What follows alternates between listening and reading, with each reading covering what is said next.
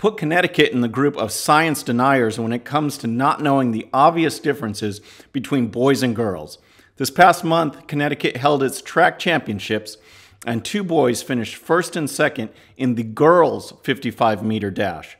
We'll get into all the details, plus Alexandria Ocasio-Cortez has an interesting dilemma going on in the apartment building that she says she's lived in for years, except the fact that no one, including her next-door neighbor, has actually ever seen her there. We'll look at that, plus some outrageous comments she made over this weekend.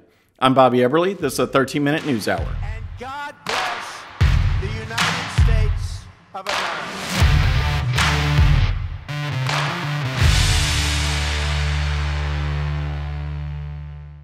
All right, so here we go again. This is left's embrace of so-called inclusion and non-discrimination when it comes to boys and girls competing against each other. I say so-called embrace of inclusion and non-discrimination because it only fits if the left sanctions that particular activity or organization or endeavor. As we all know, when it comes to Christians or conservatives or a host of other groups that don't fit into the left's mold, tolerance and inclusion and non-discrimination really doesn't apply to them. But if it falls in the left's categories of protected people or protected groups, then they're all for it and they're strong advocates. And we see the insanity and the crazy results that happen. This past month, Connecticut held its indoor track championships. And the 55-meter dash, the first and second place winners were boys. They won, and there was very interesting interviews afterwards, according to the news reports. One girl who placed, I believe, 9th in the meet spoke about the obvious repercussions that happen. This meet, the top 8 qualifiers, go on to regionals. And this is a high school meet, which means that at the regionals, there are college scouts, college coaches there looking for future collegiate athletes. She missed an opportunity to showcase her talents at the next level because she lost her space to 2 boys.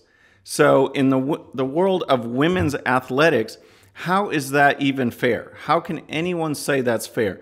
The left it's interesting how they phrase their arguments, how they will argue one side or another, anything, no matter how irrational, to promote their agenda. Take, for example, climate change or climate science.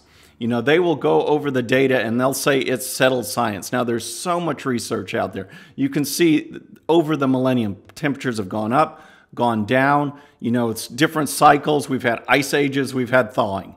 And there is so much data out there, and it's very, very hard, though, to draw conclusions on what is the human factor, what is the contribution for human activity, and what does that mean for the future. There's just so much data to go through, and yet the left becomes science embracers and say that the science is settled. Yet when it comes to something so commonsensical as biology and physiology and the difference between boys and girls, they become science deniers and say that basically anything goes. And the stats from this meet are just incredible. So the boy who won the girls' 55-meter dash also won the 300-meter dash. And his time beat second place by over a second. And the next 4 competitors were all within 0.8 of a second from each other. So you have one boy winning by over a second, and then the top girls at the meet all finished within, top 4 all finished within 0.8 of a second. So it just shows you the disparity right there. Now, I did some, just looking up, I just wanted to go through some facts because for the left, it doesn't seem obvious that there are differences between boys and girls. So I looked up the 100-meter dash. All right, the world record time was set by Florence Griffith Joyner in 1988. It still stands today. 1988, 10.49 seconds. So I went back to last year's NCAA championships. I didn't even look at Division I. I looked at Division II. So we're talking Division II, not the top of the NCAA, not international competition, not Olympics, Division II championships. And the top 5 men in the 100-meter dash beat the world's best woman runner's time.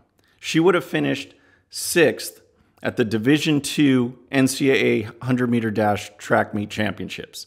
So that just shows you right there that it's not Division I, it's not international, it's not the Olympics. There are differences between men and women. And I know I'm saying this to you and you're like, of course it is, but there are so many people on the left and in the media that try and promote this charade and expect people to go along with it. And I really have sympathy for Martina Navratilova, who's now taking heat from a gay and lesbian group called Athlete Ally, and it's just amazing. So Martina Navratilova, one of the best women's tennis players ever, and as you know, tennis has played a big role in my life. 1983, she lost one time, posted an 86-1 record, just the most incredible season any tennis player has ever had as far as wins and losses. And for the last several decades, she's come out as openly lesbian.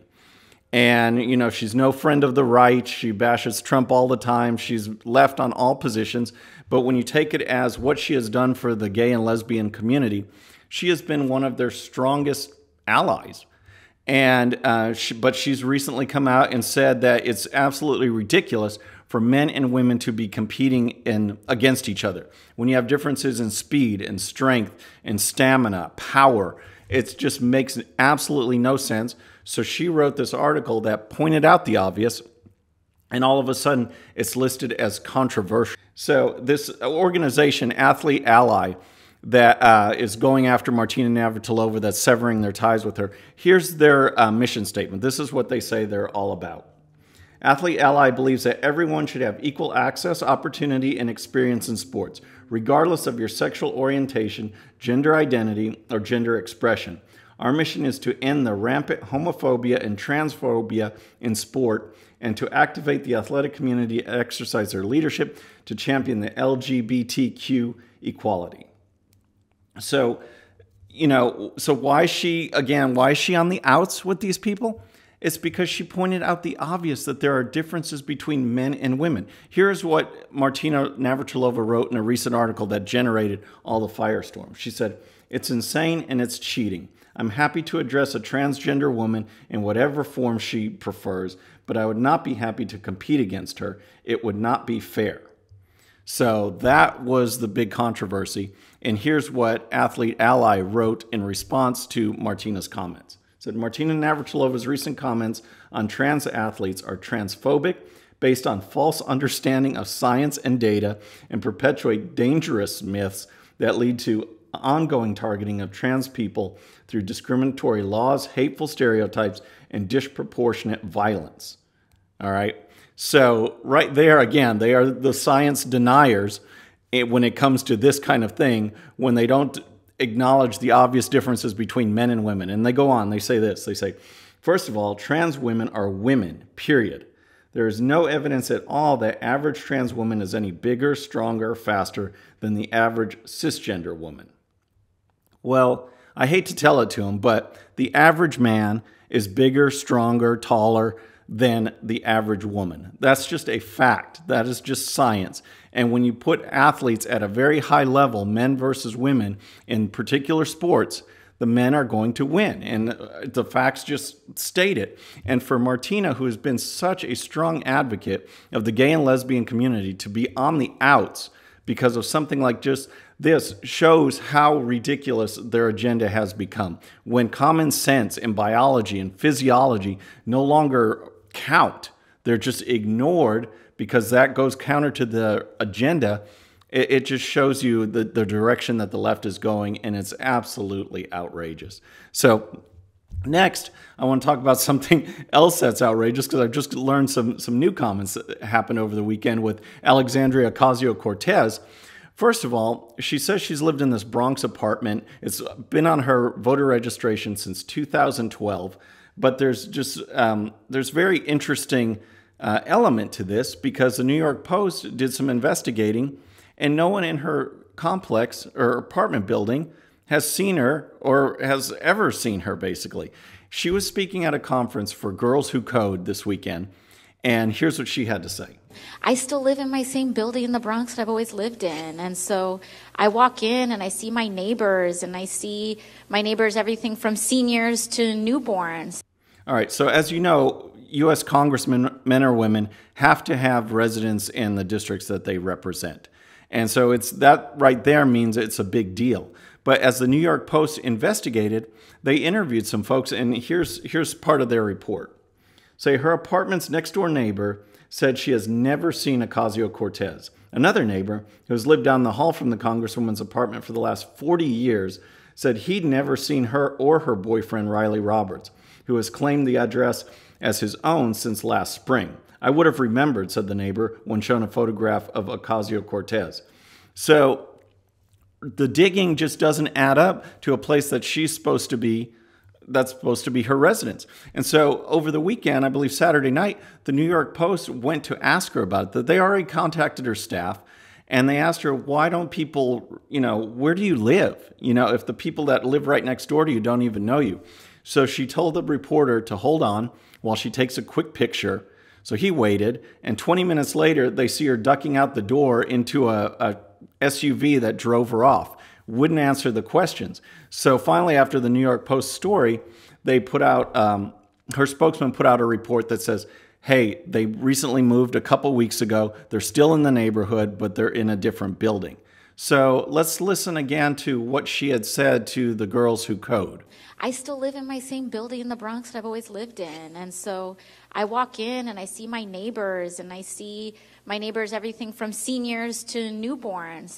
All right, that pretty much sounds like she's still living there very recently and enjoys the company of her friends and neighbors. So it's just very bizarre. But her bizarre comments didn't end there over the weekend. She did a live video on Instagram where she's talking about climate change and questioning whether people should have kids anymore because the climate is going to hell and they have so much student debt.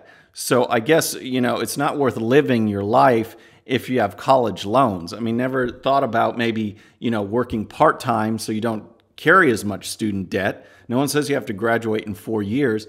Yet she's saying that, we should really question if we want to bring kids in the world because of student loan debt and climate change. And here's something, Fox News has the story, and I just want to quote something that she said that's just really crazy. She said, the whole premise of the Green New Deal is that we're screwed on climate.